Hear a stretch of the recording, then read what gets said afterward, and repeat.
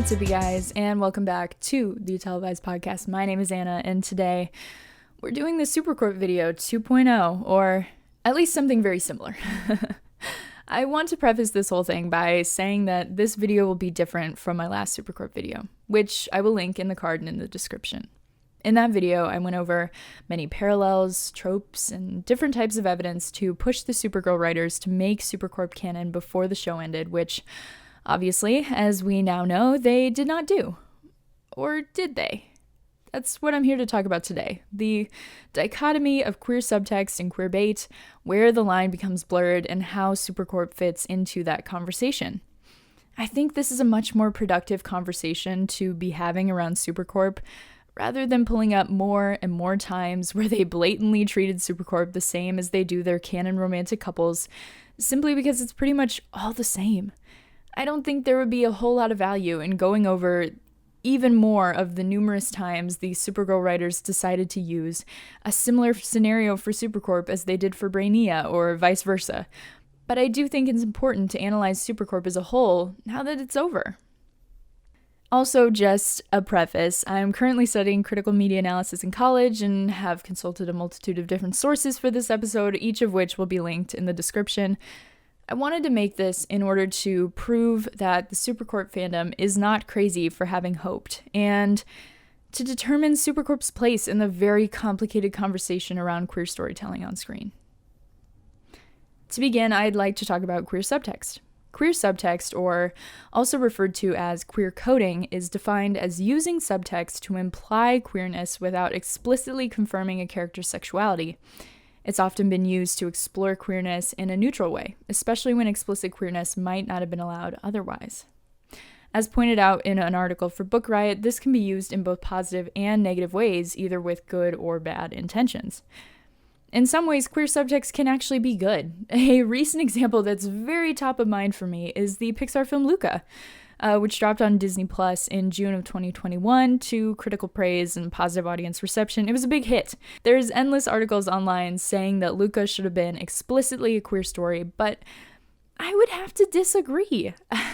I think keeping the meaning subtextual, where the allegories between queerness and these little fish boys can be clearly seen by queer audiences, but maybe not as clearly by others, is a good thing.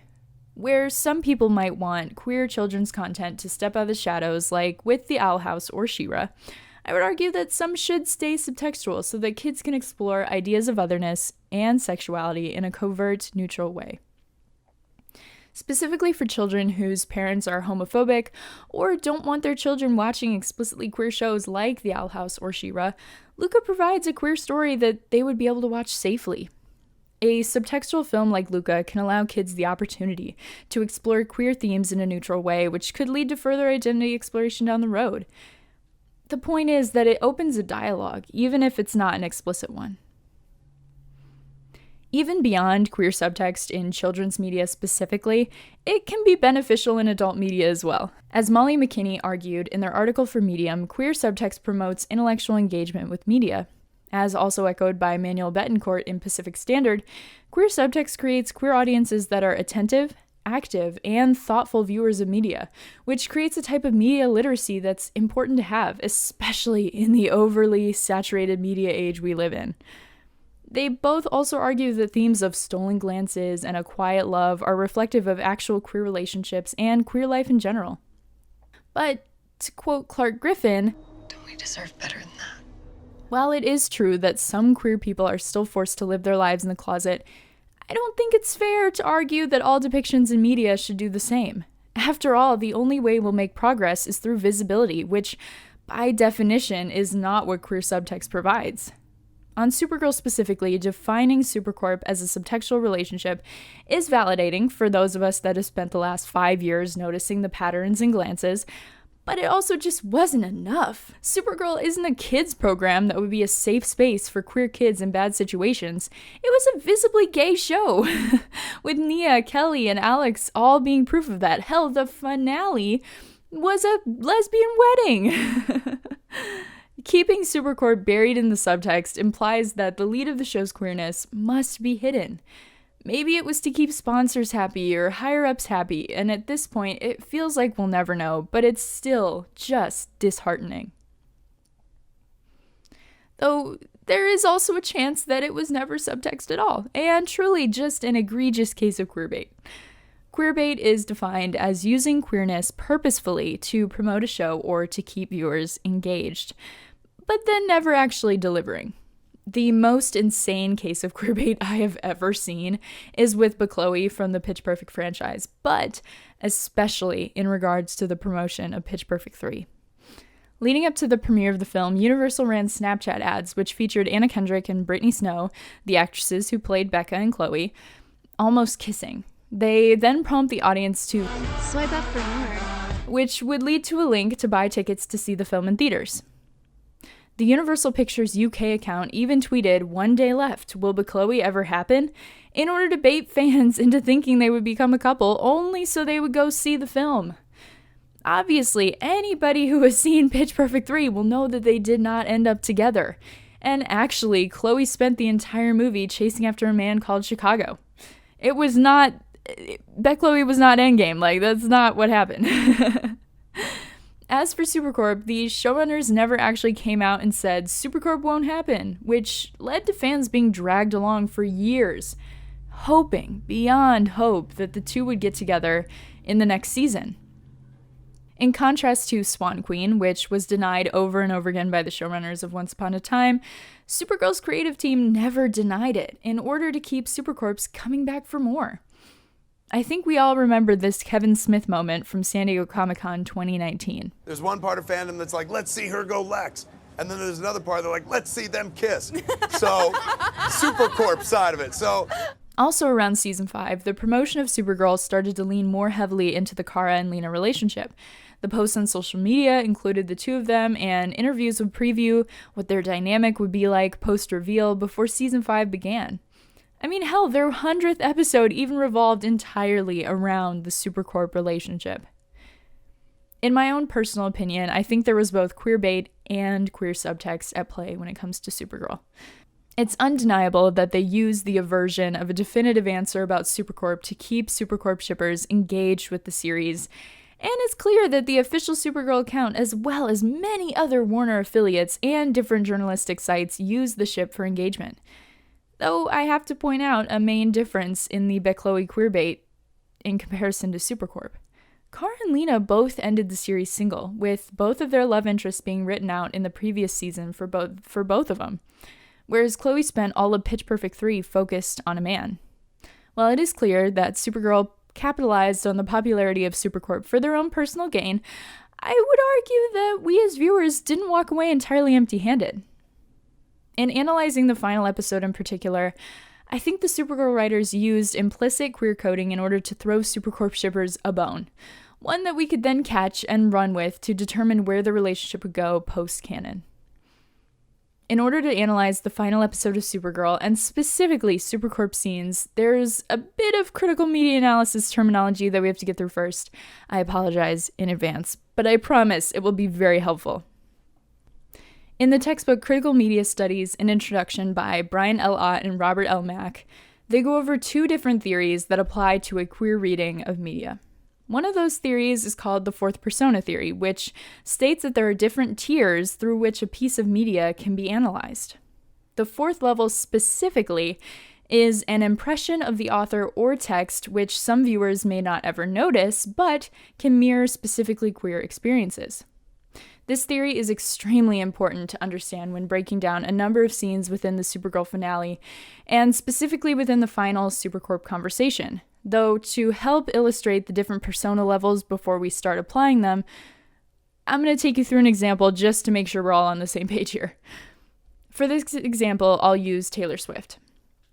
A first persona reading of Taylor's music encapsulates a surface level reading of her as a person from her music and music videos. So from the text that she provides us, we can assume she's a woman who may have a tumultuous relationship with love and with men specifically.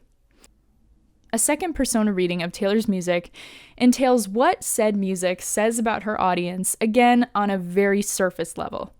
From her music and music videos, we can assume her songs are for young, straight women through the high school scenarios in her songs, as well as attractive male love interests in her videos.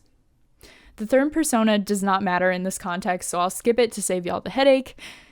So to read Taylor Swift at a fourth persona level would mean to analyze her music through a removal of the first and second personas and look for a deeper meaning. In her music, she often sings about hidden love, a love that is other, and best friendships turning into love. This messaging can be interpreted as queer and often is interpreted as such by a queer audience. An audience who would pick up on the deeper meaning that relates more closely to their own experiences than the experiences of the original author on that first persona level. So when looking at Supergirl using the fourth persona, it's more about analyzing the lines that the authors, which in this case would be the characters themselves, not the writers, are saying and parsing out a deeper meaning from them. This will apply directly to Lena and Kara in their final scene together, but first we have to go over the second theory. It's called the textual wink. It's similar to the fourth persona theory in that it is a deeper meaning hidden within a text, but it's a bit more blatant. It's a particular line or scene that may hold a double meaning, where one group can read it one way and a queer audience could read it differently. An example of this I think of all the time is from Merlin. In episode 211, Morgana is speaking to a druid man about her predicament, specifically her magic, and in the scene there's a line that speaks to the queer experience, even though she's not explicitly talking about being queer. She tells the druid, "Every day I must look Uther in the eye, knowing that if he were to discover who I really am, he'd have me killed." In that scene, she's talking about being a magic user, but a queer audience could read this line as a woman speaking about closeting herself because she's living with a violently homophobic parent. In the Supergirl finale, there are so many examples of both the fourth persona theory and the textual wink, so let's go through them all now before discussing what this means for Supercorp's place in the subtext versus queerbait discussion. I'd like to start with Lena, since the episode kicks off with a scene that feels particularly poignant when talking about implicit queerness. In Lena's final conversation with Lillian, she reveals, "So I put talismans around the house to stifle what I knew was burgeoning and pushed you towards science." In a queer reading of this revelation, Lena's magic, in a similar way to Morgana, can become synonymous with queerness. In fact, according to Jess Battis in a dissertation titled Queer Spellings, Magic and Melancholy in Fantasy Fiction, magic is inherently queer. Queerness and magic are connected through the rejection of a heteronormative or normal experience of reality, making it easy to draw connections between a magical story in the main text and a queer one in the subtext. By simply changing a few words, Lillian's speech becomes about suppressing her daughter's true emotions rather than her power as a witch, forcing her to become the perfect straight Luther she wanted her to be. Lillian says, "I want to set you free and live your life the way you want to live it." This is even furthered by Lena's final conversation with Kara at the wedding when she tells Kara, I realized I didn't have a chance to grow up to be the person I was supposed to be. She's telling her that she was robbed of living an authentic life because of interference from Lillian, and later the pressure to be her biological mother's daughter, which can be read in both a magical sense and a queer one. I realized I hadn't been living my own life. And finally, now I am. And it feels amazing. These words to Kara imply a relationship with both her magic and her queerness that finally allows her to live authentically, leaving her in the perfect position to become Kara's partner in the future. This magical storyline came about so late in the series that I genuinely can't imagine another reason for its existence beyond just to create more queer subtext within Lena as a character, especially in order for queer fans to have a solid connection point with a character they've championed for years as the show was finally coming to a close. Moving on to the Super in Supercorp, Kara's final phone call with Kat, as well as her final conversation with Lena, both have very similar fourth persona readings attached to them. In that final phone call with Kat, Kara expresses, I have different sides to myself. Two parts of me they don't really go together. Kara then compares her identity with that of her gay sisters, to which Kat Grant tells her, I hope that you will choose to become your full self. Having Kara compare her own journey with her double life as Supergirl and Kara Danvers with Alex's as a gay woman is extremely coded, and it's only made stronger by the inherently queer nature of the superhero double identity. According to Anna Peppard for The Walrus, queerness and superheroes are connected through their similarities of transformation, disguise, and duality. Queer people often experience a double life and have a secret identity when around different people. They might choose their words more carefully around straight people than they would for other gay people. This sentiment is echoed by Kara in her final conversation with Lena. She tells Lena, Right, I'm too afraid to live my own. I don't even know what that would feel like for me. Connecting with someone as my whole self. To not be afraid to just be who I am. in a similar way to Lena and her conversations about magic, if you reframe the conversation to be about Kara's queer identity rather than her superhero one, nothing about this conversation would change. Kara would still question if she's allowed to have it all, and Lena would still respond.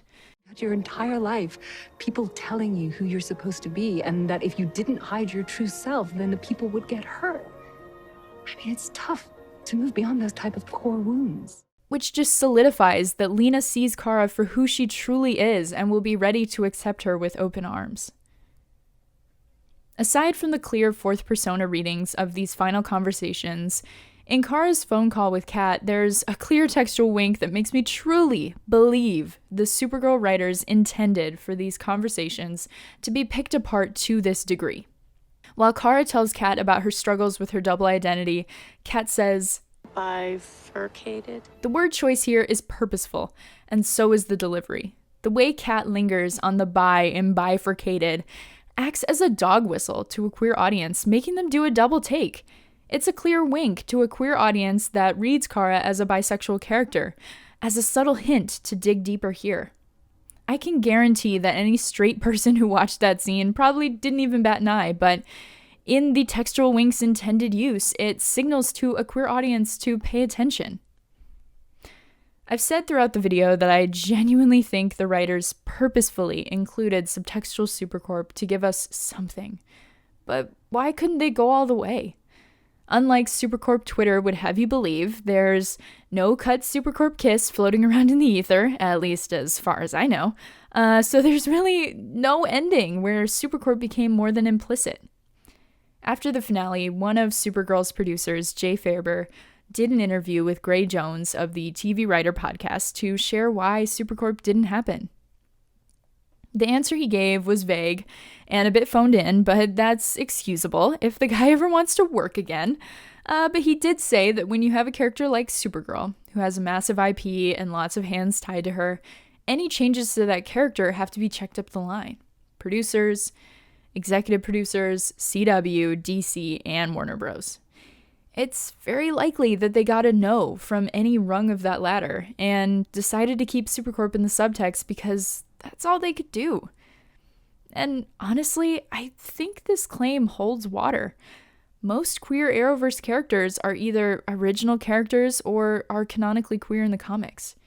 Original characters like Alex Danvers, Kelly Olsen, Nia Nall, Sarah Lance, and Ryan Wilder are great examples of this.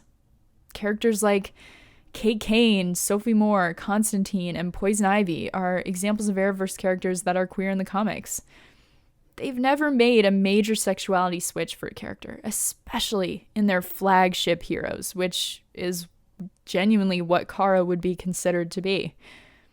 And it ultimately leads into a much deeper conversation about the overall representation on the CW and how most of the time their representation lives within side characters rather than the faces of their shows, with few exceptions. I covered that topic a bit more extensively in the previous Supercorp episode, but I mean, thinking about Legacies, Nancy Drew, Riverdale, all of those queer characters in those shows are side characters. And in their most popular shows, such as Superman and Lois and The Flash, there's no queer representation to be spoken of, or at least constant queer representation. With all of that said, I don't think doing the best they could with the parameters set around the character, absolves them of their sins. I mean, over the years, Supercorp fans have been harassed, bullied, and vilified online by writers, actors, and other Supergirl fans alike, and I don't think an implicit ending truly makes up for it. I mean, when you have people on Twitter saying things like "Queerbait" on Supergirl, get a grip. And come on, y'all be watching. You know you need to know what happens, and that was from a Supergirl producer. It's hard to reconcile the bones that we were thrown with the abuse that we all suffered for 5 years. I think what's most important here is that Supercorp was a massive missed opportunity and truly a failed mission. But personally, I also can't bring myself to wish it undone. To the writers' credit, they created an incredible love story between Kara and Lena, one that affected me very deeply. If it truly was a case of them not being allowed to go all the way, then I'm grateful for what we got. Supercorp was made an equal with every relationship on the show, and ending the series with so much overt subtext gave us the closest to Endgame we probably were ever gonna get. They could have just easily continued with William and Kara after season 5, or even sent Kara to the future with Mon-El, but they didn't. And now we can look back on all the Supercorp moments with the tools to continue their story into the future, using the subtext provided to us in the final season and finale in particular. So much of the coverage around the Supergirl finale was focused on Supercorp, and it's undeniable that the relationship between Lena and Kara will be what defines Supergirl as a show in the pop culture consciousness. This fandom has been through so much and has shown such resilience in the face of awful attacks and gross invalidation throughout the years, and I only hope the best for everyone in the future. I think it's imperative that we fight for what we believe in, and especially in creating awareness about different types of queer representation in media. Even though Supercorp did get an implicit ending, it still wasn't the ending we wanted, or really the ending we deserved. I hope that over the course of my time covering Supergirl, I've given you some tools to be able to analyze the media you consume, and hopefully as we all move on to new shows and new ships, we can all hold the industry accountable for how queer people become collateral damage more often than not. I genuinely love this fandom, this ship, and this show, and I hope this was able to provide some much needed closure. Thank you for listening. And that's all. That's all I have for today. I know that this probably was not the Supercorp episode that a lot of people were expecting. I'm sure a lot of people were expecting more anger. I'm sure a lot of people were expecting more parallels. And I know that, but like I said right at the top, I just don't think that going through all the times that, like, you know, Supercorp and Brainiac were written similarly adds much to the conversation beyond just, I mean, yes, it solidified them as on equal playing ground with every other relationship on the show, but I just don't think going through all of those times is extremely productive. And I hope that everybody found a lot of value in this version of my Supercorp video. I don't know. I'm really proud of it. So I hope you all enjoyed it.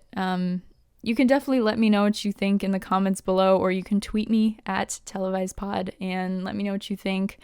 I mean, like I said in my finale episode, I'm going to miss covering Supergirl, but I'm not quite done yet because we're going to be doing a Supergirl retrospective sort of thing, where we talk about our favorite seasons, favorite episodes, favorite moments. And yeah, so I definitely will be seeing you all soon. Thank you for being patient and waiting for this episode. I know that it might have seemed a little bit short for the time I took to make it, but I really did do a lot of research and carefully considered everything that I wanted to say in this episode. So I do hope that you all enjoyed it. Like I said, let me know, tweet me, comment down below. And I will see you guys again soon for a Supergirl retrospective, and then we'll figure out what we're going to do from there. But this is definitely not the end. And I also wanted to thank everybody for sending me their Spotify Wrapped. It's so cool to see those every year. I love seeing them so much. And yeah, yeah, I love seeing them. So yeah, anyway, I will see you guys pretty soon. Bye.